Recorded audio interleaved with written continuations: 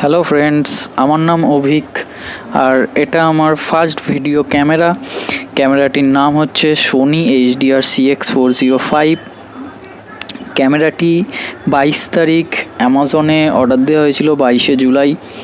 26শে জুলাই ক্যামেরাটি ডেলিভারি করেছে অ্যামাজন। ক্যামেরাটির কিছু ফিচার্স যেমন হচ্ছে 9.2 মেগাপিক্সেল স্টিল ইমেজ রেকর্ড করে, এছাড়া আছে 60x ক্লিয়ার জুম ইমেজ, তাছাড়াও আছে 26.8 mm wide angle lens, plus MP4 dual video রেকর্ডিংও করে এই ক্যামেরাটি। এছাড়া এই ক্যামেরার সাথে আমি পেয়েছি একটি ব্যাগ, দুটি 1240 mAh সোনির তরফ থেকে ব্যাটারি, এছাড়া পেয়েছি সোনির 16 জিবির একটি মেমোরি কার্ড।